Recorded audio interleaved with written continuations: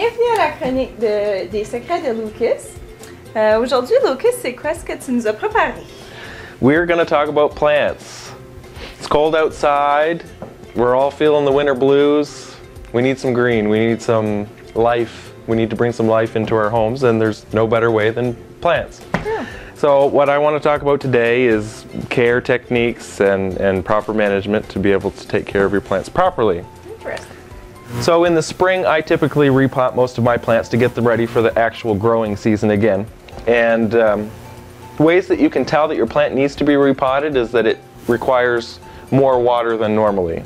You're watering it more frequently because it's drying out more because there's no soil left. All that's left is roots.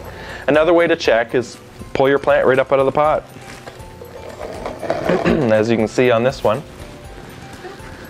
This one's due for a repot because you see quite a bit of roots. They're just about ready to start curling around. That's when the problem comes. It gets root bound is when the roots have no place to go. So they just continually start curling around your root mass. So this one's ready to repot. When they're really root bound, what I suggest is take a knife, take a pair of scissors, cut them. Doesn't hurt them a bit. Give a few slices. This is going to open it up to break the cycle of it continuing to turn.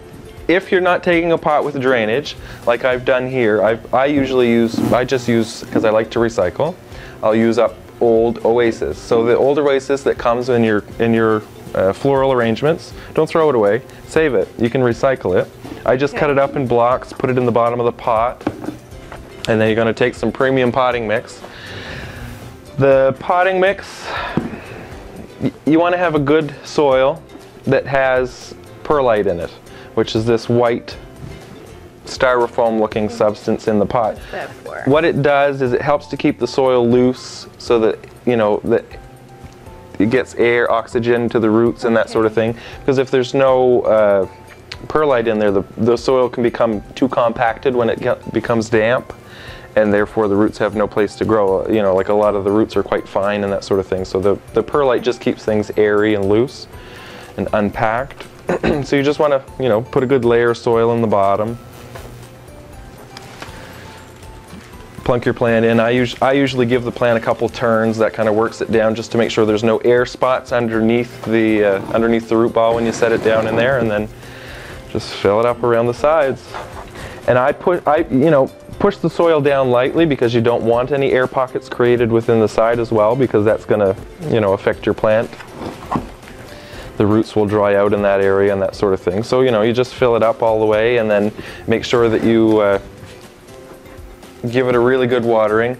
And also as well, before you repot too, you want to make sure that you water your plant thoroughly. You don't want to take a dry plant, repot it into the new soil, because it won't drink from the new soil. It takes a while for the roots to get going. So you want to make sure that the root ball in the center is nice and moist, and then when you water that other new soil, it'll keep it, moist for quite a while.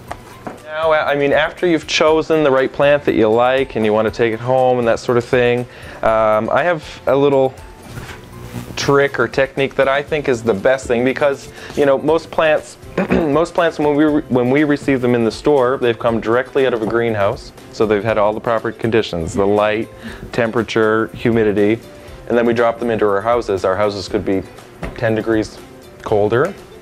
Humidity-wise, they could be 30% drier than it was in the greenhouse, or even 60% drier in most cases.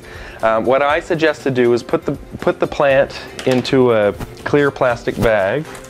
Yeah, when you take it home. Okay. I know this isn't very decorative, but you'll understand after why. Probably for humidity. Well, it is. It's going to keep the humidity in. It's going to keep a better temperature. And then also, sometimes we're not so fortunate because there's no way to control completely all the time from pests and diseases. As much as we keep a vigilant eye, sometimes there's plants that come that just aren't in the best shape and we don't notice it. So what you're going to want to do is leave the plant in this bag for a couple of weeks. 2 weeks, you'll definitely know if there's a problem. 2 weeks. You'll know if there's a problem. You're going to want to check it before that to make sure.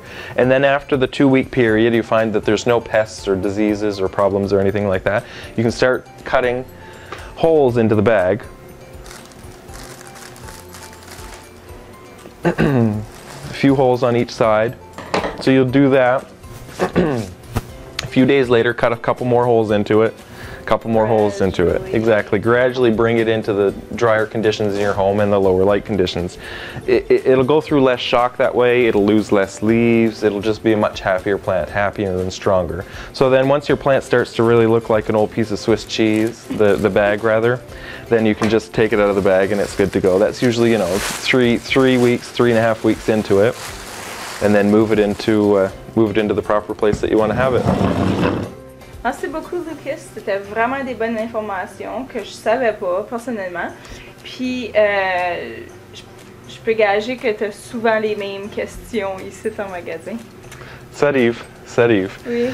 So, I mean, everything that you've seen in my video today, all of the product, the soil, the fertilizer, as well as you know, the insecticidal soaps and that sort of thing. It's all available at my store. I sell high quality products. The soil is what you'll need to repot your plants. And as I said, the biggest thing is misting. Mist your plants. Thank you, Lukus. My pleasure.